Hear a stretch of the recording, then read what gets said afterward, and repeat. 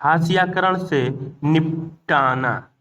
पिछले अध्याय में हमने दो अलग अलग समूहों और असमानता व भेदभाव के उन अनुभवों के बारे में पढ़ा था। ये समूह भले ही कम ताकतवर हों, लेकिन अलग थलग कर दिए जाने या औरों से व आश्चर्य का विरोध किया है, अपनी आवाज उठाई है और संघर्ष करते रहे हैं। उन्होंने अपने लंबे इतिहास के विविध रणनीतियों के सहारे हालत को बदलने का प्रयास किया है। धार्मिक सद्भावना, सशस्त्र संघर्ष, आत्म-परिष्कार व शिक्षा और आर्थिक बेहतरी। अपनी स्थिति में सुधार के लिए उन्होंने तरह तरह के रास्ते अपनाए हैं। संघर्ष का कौन सा रास्ता चुना जाएगा या हर एक मामले में उनके हालत पर निर्भर करता है, जिसमें हाशियाई समुदाय रहते हैं। इस अध्याय में हम यह समझने की कोशिश करेंगे कि विभिन्न समूहों और व्यक्तियों ने असमानता से निपटने के लिए क्या क्या तरीके अपनाए हैं। आज़ादी के बाद भी इस तरह के संघर्ष और दलीलें जारी है, हालांकि उनका स्वरूप बदल गया है। आज हमारे देश में आदिवासी, दलित, मुसलमान, औरतें एवं अन्य हाशियाई समूह यह दलील दे रहे हैं कि एक लोकतांत्रिक देश का नागरिक होने के नाते उन्हें भी बराबर के अधिकार मिलने चाहिए और उनमें उनके अधिकारों की रक्षा होनी चाहिए। उनमें से बहुत सारे लोग ने अपनी चिंताओं को दूर करने के लिए संविधान का भी सहारा लिया है। इस अध्याय में हम देखेंगे कि हाशियाई समूह अपने संघर्षों के दौरान संविधान का सहारा किस तरह लेते हैं। हम यह भी देखेंगे कि विभिन्न समूहों के निरंतर शोषण से बचने के लिए अधिकारों को कानूनन की शक्ल कैसे दी जाती है। यहाँ इस बात पर भी विचार करेंगे कि इन समूहों को विकास का लाभ प्रदान करने के लिए सरकार की ओर से किस तरह की नीतिगत प्रयास किए गए हैं। हाशियाईकरण से निपटाना। मौलिक अधिकार का उपयोग। जैसा कि आप इस पुस्तक के पहले अध्याय में पढ़ चुके हैं, संविधान के ऐसे कई सिद्धांत सूत्रबद्ध किए गए हैं जो हमारे समाज और राज्य व्यवस्था को लोकतांत्रिक बनाते हैं। इन सिद्धांतों को मौलिक अधिकारों के जरिए परिभाषित किया गया है। यह हमारे संविधान का एक महत्वपूर्ण हिस्सा है। ये अधिकार सभी भारतीयों को समान रूप से उपलब्ध होते हैं। जहां तक हाशियाई तबकों की बात है, उन्होंने इन अधिकारों के दो तरह इस्तेमाल किया है। पहला, अपने मौलिक अधिकारों पर ध्यान देने के लिए मजबूर किया है। दूसरा, उन्होंने इस बात के लिए दबाव डाला है कि सरकार इन कानूनों को लागू करे। कई बार हाशियाई तबकों के संघर्ष की वजह से सरकार को मौलिक अधिकारों की भावना के अनुरूप नए कानून बनाने पड़ते हैं। संविधान के अनुच्छेद 17 के अनुसार अस्पृश्यता या छुआछूत का उन्मूलन किया जा चुका है। इसका मतलब यह है कि अब कोई भी व्यक्ति दलितों को पढ़ने, मंदिरों में जाने, सार्वजनिक सुविधाओं का इस्तेमाल करने से नहीं रोक सकता। इसका मतलब यह भी है कि छुआछूत गलत है और लोकतांत्रिक सरकार इस तरह के आचरण को बर्दाश्त नहीं करेगी। लिहाजा वो अस्पृश्यता एक दंडनीय अपराध है। दलित शब्द का मतलब होता है दबा कुचला। दलित समूह ने यह शब्द जाति व्यवस्था के तहत अपने साथ सदियों से होते आ रहे भेदभाव को रेखांकित करने के लिए खुद चुना है। संविधान में ऐसे दूसरे भी अनुच्छेद हैं जो अस्पृश्यता के खिलाफ। उदाहरण के लिए संविधान के अनुच्छेद 15 में कहा गया है कि भारत के किसी भी नागरिक के साथ धर्म, नस्ल, जाति, लिंग या जन्म स्थान के आधार पर भेदभाव नहीं किया जाएगा। इस बारे में आप कक्षा 7 में समानता पर केंद्रित अध्याय में काफी कुछ पढ़ चुके हैं। समानता के अधिकार का हनन होने पर दलित इस प्रावधान का सहारा लेते हैं। इस तरह यदि दलितों को लगता है कि कोई व्यक्ति या समुदाय या सरकार उनके साथ सही बर्ताव नहीं कर रही है, तो वे अपने मौलिक अधिकार का सहारा ले सकते हैं। उन्होंने बार बार भारत सरकार का ध्यान संविधान की ओर आकर्षित कराया भी है और इस बात पर जोर दिया है कि सरकार संविधान का पालन करे और उन्हें न्याय प्रदान करे। यह कविता महाराष्ट्र के विख्यात भक्त कवि इत्र योराबाई द्वारा लिखी गई है। यह 14वीं शताब्दी के जाने माने भक्त कवि चोखा मेला की पत्नी थी। सयोराबाई महार जात की थी। उस समय यह जाति अछूत मानी जाती थी। काया है दूषित, कहना है उनका केवल आत्मा है बेदाग, लेकिन दूषित काया पैदा होती है काया के भीतर ही है। अनुष्ठान का वह कौन सा होती जिसमें शुद्ध काया ऐसे कोई जीव नहीं पैदा हुआ जो न खून शनि खोख से, यही है उस ईश्वर की महिमा, इसलिए दूषित है भीतर, दूषित है काया भीतर से। इसमें कोई भ्रम न रखना, महारी चोखा का यह है कहना।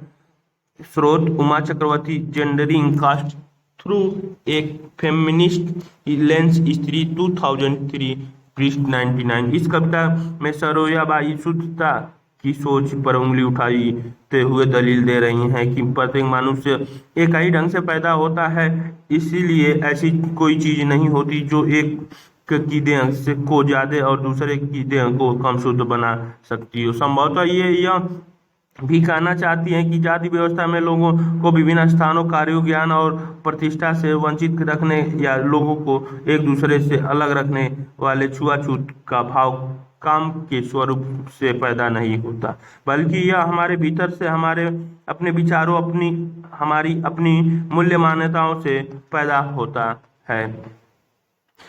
इस तरह मुसलमान तथा अल्पसंख्यक समुदायों ने भी संविधान में दिए गए मौलिक अधिकारों का सहारा लिया। उन्होंने धर्म और संस्कृति और शैक्षणिक अधिकारों का स्वतंत्रता के अधिकार पर जोर दिया है। जहां तक संस्कृति और शैक्षणिक अधिकारों का प्रश्न है, मुसलमान और पारसी आदि सांस्कृतिक धार्मिक समूहों को अपनी संस्कृति की सुरक्षा का अधिकार मिला हुआ है। इस तरह विभिन्न प्रकार के सांस्कृतिक अधिकारों की व्यवस्था करके संविधान ने ऐसे समूहों को सांस्कृतिक न्याय देने का प्रयास किया है। इसका उद्देश्य यह है कि इन समूहों की संस्कृति पर न तो बहुसंख्यक समुदाय का संस्कृति का आश्चर्य हो, न ही वह नष्ट हो। हाशियाई तबकों के लिए कानून, जैसा कि आपने पहले पढ़ा था कि सरकार अपने नागरिकों की रक्षा के लिए कानून बनाती है, लेकिन सरकार केवल इसी तरह की कार्रवाई नहीं करती। हमारे देश में हाशियाई तबकों के लिए खास कानून और नीतियां बनाई गई हैं। बहुत से नीतियां या योजनाएं किसी समिति की सिफारिशों या सर्वेक्षण आदि के नतीजे पर आधारित होती है। सरकार इसी तरह की नीतियों को प्रोत्साहन देती है ताकि खास तबकों को सही अवसर उपलब्ध कराया जा सके। सामाजिक न्याय को प्रोत्साहन, संविधान को लागू करने के लिए राज्य और केंद्र सरकारें जनजातीय आबादी वाले या भारी दलित आबादी वाले इलाकों में विशेष प्रकार की योजनाएं लागू कर दी। उदाहरण के लिए कई स्थानों पर दलितों और आदिवासियों को सरकार की ओर से मुफ्त या रियायती दरों पर छात्रावास की सुविधा उपलब्ध कराई गई है ताकि वे शिक्षा संबंधी सुविधाएं हासिल कर सकें जो मुमकिन है कि उनके अपने इलाके में उपलब्ध नहीं हो। कुछ जरूरी सुविधाएं मुहैया कराने के अलावा सरकार कानूनों का भी इस्तेमाल करती है ताकि व्यवस्था में निहित असमानता को खत्म करने के लिए ठोस कदम उठाए जा सके। हाल की व्यवस्था इसी तरह का एक महत्वपूर्ण कानून आपकी नीति है। यह महत्वपूर्ण होने के साथ बेहद विवादास्पद भी है। शिक्षा संस्थानों और सरकारी नौकरियों में दलितों व आदिवासी के लिए सीटें के आरक्षण का कानून एक महत्वपूर्ण तर्क पर आधारित है। इसके पीछे समझ यह है कि हमारे जैसे समाज में जहां कुछ तबकों को सदियों से पढ़ने लिखने और नई निपुणताएं हासिल करने के अवसर से वंचित रखा गया, वहां लोकतांत्रिक सरकार को इन तबकों की सहायता के लिए ठोस कदम उठाने चाहिए। आरक्षण की नीति किस तरह काम करती है? देश भर की सभी राज्य सरकारों के पास अनुसूचित जातियों या दलितों, अनुसूचित जनजातियों और पिछड़े व अति पिछड़े जातियों को अपनी अपनी सूचियां हैं। इस तरह एक सूची केंद्र सरकार के पास भी होती है। जो विद्यार्थी शैक्षणिक संस्थानों में दाखिला के लिए या जो उम्मीदवार सरकारी नौकरी के लिए आवेदन देते हैं, उन्हें जाति और जनजाति प्रमाण पत्र के रूप में अपनी जात या जनजाति का सबूत देना होता है। अगर कोई खास दलित जाति या जनजाति सरकारी सूची में है तो उस जाति या जनजाति का उम्मीदवार आरक्षण का लाभ उठा सकता है। कॉलेजों, खासतौर से मेडिकल कॉलेज जैसे पेशेवरों संस्थानों में दाखिला के लिए सरकार ने कट ऑफ या न्यूनतम अंक सीमा तक की हुई है। इसका मतलब यह है कि इन संस्थानों में सभी दलित और आदिवासी उम्मीदवार दाखिला नहीं पा सकते। इनमें उन्हीं दलितों आदिवासी विद्यार्थियों को दाखिला मिल सकता है जिन्होंने परीक्षाओं में अच्छा प्रदर्शन किया है और न्यूनतम अंक सीमा से ज्यादा अंक प्राप्त किए हैं। सरकार इन विद्यार्थियों को विशेष छात्रवृत्ति भी देती है। 9वीं कक्षा की राजनीति विज्ञान की पुस्तक में आप अन्य पिछड़े वर्गों के लिए आरक्षण की व्यवस्था के बारे में और विस्तार से जानेंगे। आपकी राय में दलित और आदिवासियों को सामाजिक न्याय प्रदान करने के लिए आरक्षण कितना महत्वपूर्ण क्यों है, इसका एक कारण बताइए। योजना की सूची।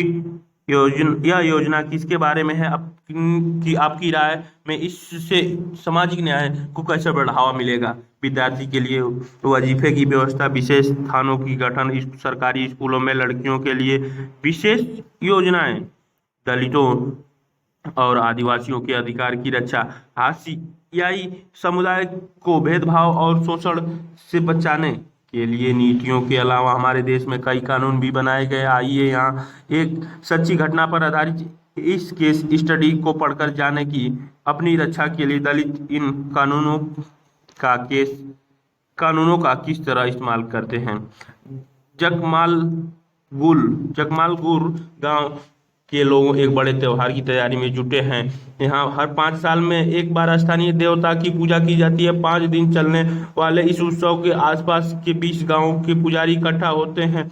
इस कार्यक्रम की शुरुआत में दलित समुदाय का एक व्यक्ति सारे पुजारियों के पैर धोता है और धोवन के इस पानी से नहाता है। जगमालगुर में यह काम रत्नम के परिवार के लोग करते हैं। रत्नम से पहले उसके पिता और दादा यह काम करते रहे हैं। उन्हें कभी मंदिर में दाखिल नहीं होने दिया गया, लेकिन इस रस्म को उनके लिए एक भारी सम्मान के रूप में देखा जाता था। इस बार रत्नम की बारी थी। रत्नम 20 साल का था और पास के ही एक कॉलेज में इंजीनियरिंग की पढ़ाई कर रहा था। उसने यह रस्म निभाने से इनकार कर दिया। उसने कहा कि वह स्वयं संस्कार में विश्वास नहीं करता और उसके पुरखों को दलित होने के कारण ऐसा करने के लिए मजबूर किया जाता था। रत्नम के इनकार से न केवल गांव की ताकतवर जातियां बल्कि उसके अपने समुदाय के कई परिवार भी खफा थे।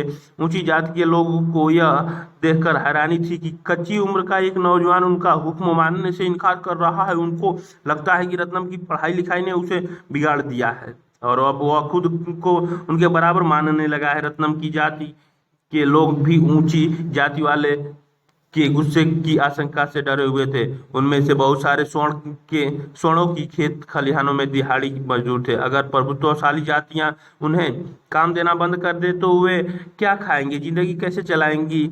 ऊंची जाति ने यह भी ऐलान कर दिया था कि अगर दलित नहीं झुकेंगे तो उन्हें स्थानीय देवता का अभिशाप लगेगा। रत्नम का दलील यही थी कि चूंकि आज तक एक भी दलित मंदिर के भीतर नहीं गया है, इसीलिए देवता के उन पर गुस्सा होने का सवाल ही नहीं उठता। ये चित्र में दिखाए गए हैं। अपनी भाषा की अपनी पुस्तक में आपने कबीर के दोहे पढ़े होंगे। कबीर 15वीं सदी के कवि थे। पेशों से बुनकर कबीर भक्ति परंपरा से जुड़े थे। कबीर की कविता परम सत्ता के प्रति उनके प्रेम पर केंद्रित थी। उनका यह प्रेम रस्मों और पंडे पुजारियों के चंगुल से आजाद था। उनकी कविताओं में ताकतवर लोगों की तीखी आलोचना दिखाई देती थी। कबीर ने ऐसे लोगों पर बार बार प्रहार किया जो अपनी धार्मिक और जातीय पहचानों के लिए लोगों को सांचे में कैद कर देते हैं। उनकी राय में हर व्यक्ति के पास आध्यात्मिक मुक्ति प्राप्त करने की क्षमता होती है और वे अपने अनुभवों के जरिए भीतर के गहरे ज्ञान को हासिल कर सकते हैं। उनके पद सभी मनुष्यों की समानता और श्रम की महत्ता के शक्तिशाली विचार को सामने लाते हैं। वे एक साधारण कुम्हार, बुनकर और घड़े में पानी लाती औरत सबके श्रम का सम्मान करते हैं। उनके पदों में श्रम ही समूचे ब्रह्मांड को समझाने का आधार है। उनकी प्रत्यक्ष साहसी भरी चुनौती आज भी लोगों को प्रेरित करती है। उत्तर प्रदेश, राजस्थान, पंजाब, मध्य प्रदेश, बंगाल, बिहार और गुजरात में दलित, हाशियाई समूह और सामाजिक ऊंच नीच से घृणा करने वाले लोग आज भी कबीर के पदों को गाते हैं।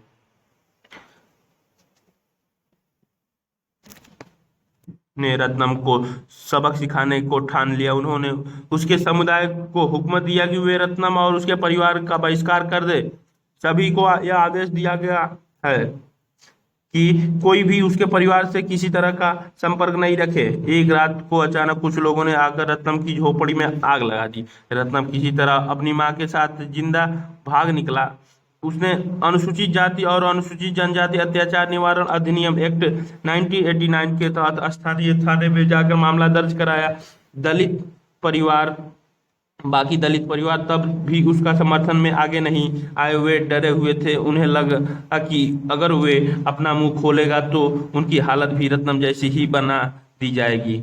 स्थानीय मीडिया ने इस घटना पर काफी ध्यान दिया। बहुत सारे पत्रकारों ने गांव का दौरा किया। रत्नम को उन्होंने दलित प्रतिरोध के प्रतीक के रूप में पेश किया। अंततः विवादास्पद रस्म तो खत्म कर दी गई, लेकिन उसके परिवार को गांव छोड़कर जाना पड़ा क्योंकि गांव की ऊंची जातियों ने उसका बहिष्कार कर दिया। अनुसूचित जाति और अनुसूचित जनजाति अत्याचार निवारण अधिनियम एक्ट 1989।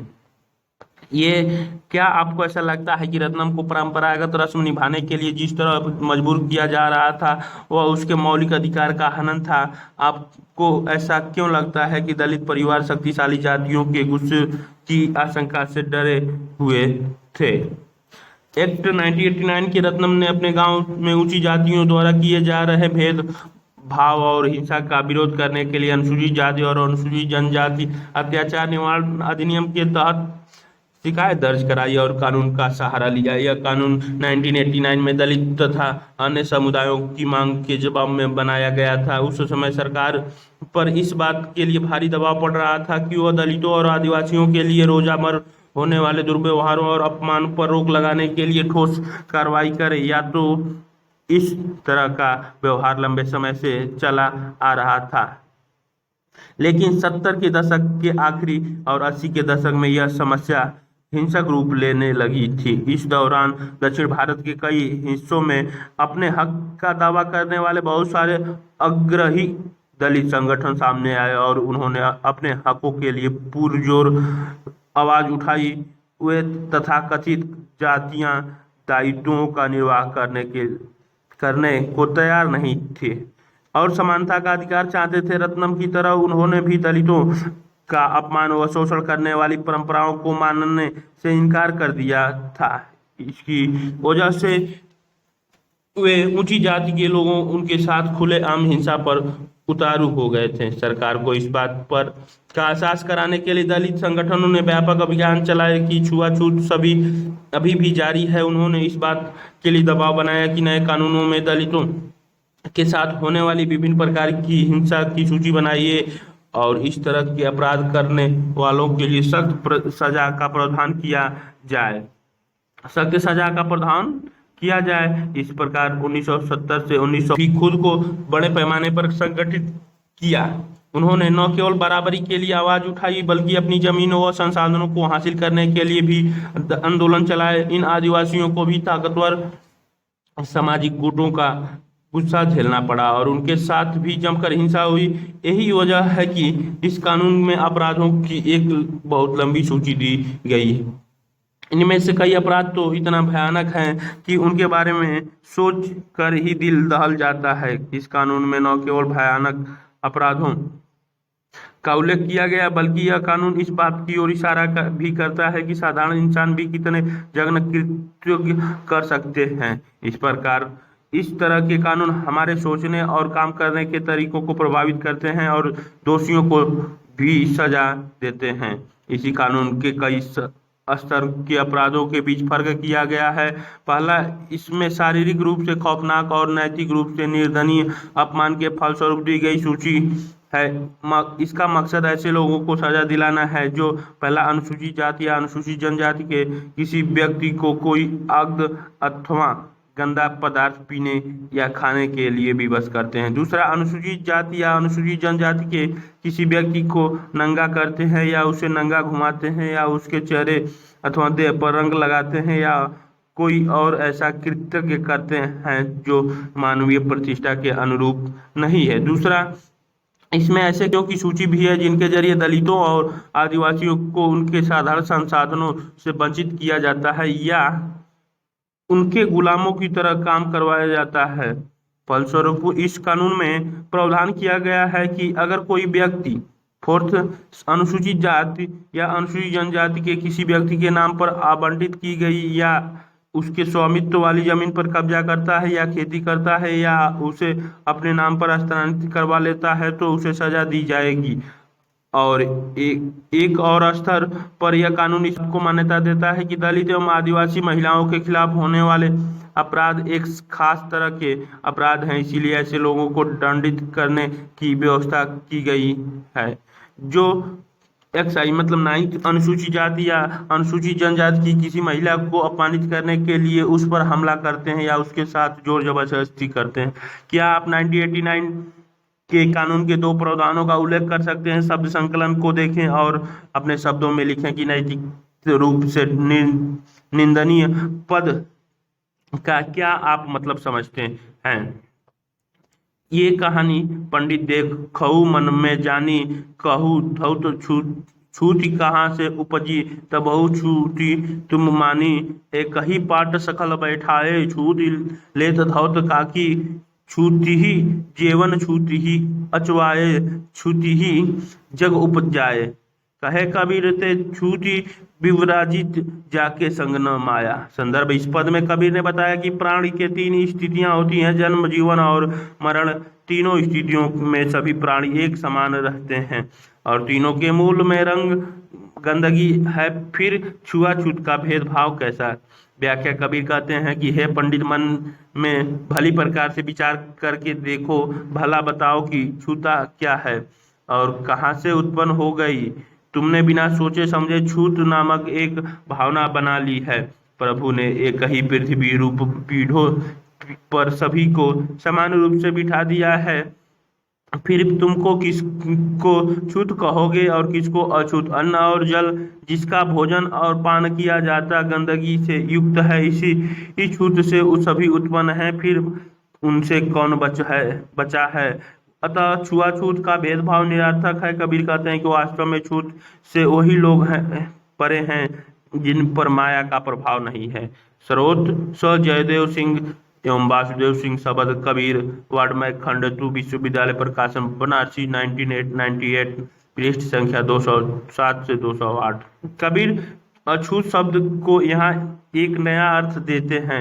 उनका दावा है कि अपृष्टता ही ज्ञान का सर्वोच्च स्तर है। इसका मतलब है कि वह व्यक्ति संकुचित और विभाजक विचारों से पूरी तरह मुक्त, लिहाजा कबीर अपृष्टता की सोच को सिर पर बल खड़ा करके अछूतों को सबसे नीचे अवस्था की बजाय सबसे ऊंची अवस्था में स्थापित कर देते हैं। हाथ में मैला उठाने का कलंक, बहुत तीन और टोकरियों के सहारे पशुओं और इंसानों के मल मूत्र को ठिकाने लगाते हैं। वे बिना पानी वाले सूखे शौचालय से गंदगी उठाकर दूर के स्थानों में फेंक कर आते हैं। हाथ से मैला उठाने वाले पीढ़ी दर पीढ़ी यही काम करते हैं। यह काम आमतौर दलित औरतों और लड़कियों के हिस्से में आता है। आंध्र प्रदेश में सक्रिय सफाई कर्मचारी आंदोलन के अनुसार पूरे देश में दलित समुदाय के लगभग 1 लाख लोग यह काम कर रहे हैं। सिर पर मैला ढोने वाले के बीच काम करने वाले इस संगठन का कहना है कि ये लोग 26 लाख निजी और सामुदायिक सूखे शौचालय की सफाई करते हैं।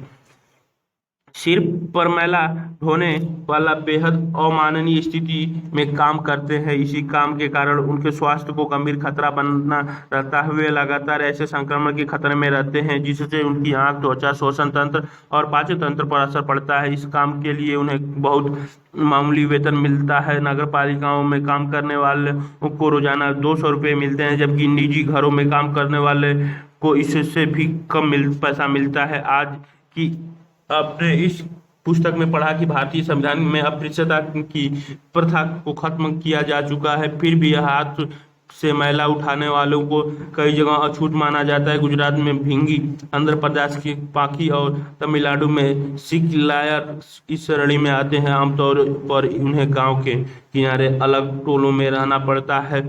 उन्हें मंदिर, सार्वजनिक जल सुविधाओं आदि के पास फटकने भी नहीं दिया जाता है। 1993 में सरकार ने employment of manual scavengers and construction of dry latrines prohibition act 1993 पारित किया था। यह कानून सिर पर मैला उठाने वालों को काम पर रखने और सूखे शौचालय के निर्माण पर पाबंदी लगाई। 2003 में यह सफाई कर्मचारी आंदोलन तथा 13 अन्य संगठनों व व्यक्तियों, जिनमें 7 महिला ढोने वाले थे, ने सर्वोच्च न्यायालय में एक जनहित याचिका दायर की थी। याचिका दायर करने वालों का कहना था कि सिर पर मैला ढोने की प्रथा न केवल आज भी चल रही है, बल्कि रेलवे जैसे सरकारी उपक्रमों में भी बड़े पैमाने पर प्रचलित है। याचिकाकर्ताओं ने अपने मौलिक अधिकारों को लागू करवाने का आग्रह किया। इसके जवाब में न्यायालय ने निष्कर्ष दिया कि 1993 में पारित किए गए कानून के बाद देश भर में सिर पर मैला ढोने वालों की संख्या में इजाफा हुआ है। न्यायालय ने केंद्र और राज्य सरकारों के प्रत्येक विभाग मंत्रालय को आदेश दिया कि वे 6 माह के भीतर इस बात की सच्चाई का पता लगाएं। अगर सिर पर मैला ढोने की प्रथा अभी भी प्रचलन में पाई जाती है तो संबंधित सरकारी विभागों को ऐसे लोगों की मुक्ति और पुनर्वास के लिए एक समयबद्ध कार्यक्रम तैयार करना चाहिए। हाथ से मैला उठाने वाले कर्मी के नियोजन का प्रतिषेध और उनका पुनर्वास अधिनियम 6 दिसंबर 2013 को लागू हुआ। ये चित्र में दिखाई गई हैं हाथ से मैला उठाई एक सफाई मजदूर सब सूखे शौचालय को गिरा रही हैं। सूखे शौचालय को गिरा रही हैं। सिर पर मैला उठाने का आपसे क्या अर्थ समझते हैं? पृष्ठ 14 पर दिए गए मौलिक अधिकारों की सूची को दोबारा पढ़ें और ऐसे 2 अधिकारों का उल्लेख करें जिनका इस प्रथा के जरिए उल्लंघन हो रहा है। सफाई कर्मचारी आंदोलन के 2003 में जनहित याचिका क्यों दायर की? अपनी याचिका में उन्होंने किस बात पर आपत्ति व्यक्त की? 2005 में इस याचिका पर विचार करने के बाद सर्वोच्च न्यायालय ने क्या किया? आदिवासियों की मांगे और 1989 का अधिनियम एक और वजह से महत्वपूर्ण है। आदिवासी कार्यकर्ता अपने प्रागत जमीन पर अपनी कब्जे की बहाली के लिए इस कानून का सहारा लेते हैं। जैसा कि आपने पिछले अध्याय में पढ़ा था कि अपनी जमीन छोड़ने और जबरन विस्थापित आदिवासियों को भारी परेशानी होती है। कार्यकर्ताओं का कहना है कि जिन लोगों ने आदिवासियों की जमीन पर जबरदस्ती कब्जा कर लिया है उन्हें इस कानून के तहत सजा दी जानी चाहिए। उन्होंने कहा कि यह कानून भी जनजातीय समुदायों को केवल वही लाभ देता है जिनका संविधान में आश्वासन दिया गया है। यह उनका कहना है कि संविधान रूप से आदिवासियों का जमीन को किसी गैर आदिवासी व्यक्ति को नहीं बेचा जा सकता। जहां ऐसा हुआ वहां संविधान की गरिमा बनाए रखने के लिए उन्हें उनकी जमीन वापस मिलनी चाहिए। आदिवासी कार्यकर्ता सी के जानू का आरोप है कि आदिवासियों के संवैधानिक कानूनों का उल्लंघन करने वालों में विभिन्न प्रदेशों की सरकारें भी पीछे नहीं है। यही सरकारें हैं जो लकड़ी व्यापार, पेपर मिल आदि के नाम पर गैर आदिवासी घुसपैठियों को जनजातीय जमीनों का दोहन करने और आदिवासियों को उनके परंपरागत जंगलों से उजाड़ने की छूट देती है। इसके अलावा जंगलों को आरक्षित या अभयारण्य घोषित करके भी लोगों को वहां से बेदखल किया जा रहा है। सुश्री जानू का यह भी कहना है कि जो आदिवासी पहले ही बेदखल हो चुके हैं और जो अब वापस नहीं लौट सकते उन्हें भी मुआवजा दी जानी चाहिए। इसका मतलब यह है कि सरकार ऐसी योजनाएं बनाए जिनके सहारे वे नए स्थानों पर जा सके और काम कर सकें। जब सरकार आदिवासियों से छीनी गई जमीन पर औद्योगिक या अन्य परियोजनाओं के निर्माण के लिए बेहिसाब पैसा खर्च कर सकती है तो इन विस्थापितों को पुनर्वास देने के लिए मामूली सा खर्च करने में क्यों हिचकिचाती है? निष्कर्ष, किसी अधिकार या कानून या नीति को कागज पर लिख देने का यह मतलब नहीं होता कि अधिकार या कानून या नीति वास्तव में लागू हो चुकी है। इन प्रावधानों को अमली जमा पहनाने के लिए लोगों को लगातार कोशिश करनी पड़ती है। बराबरी, इज्जत और सम्मान की चाह कोई नई बात नहीं है। यह बात हमारे पूरे इतिहास में विभिन्न रूपों में दिखाई देती है। इसी प्रकार लोकतांत्रिक समाज में भी संघर्ष, लेखन, सौदेबाजी और संगठनीयता की प्रक्रिया जारी रहनी चाहिए। ये चित्र में दिखाए गए हैं।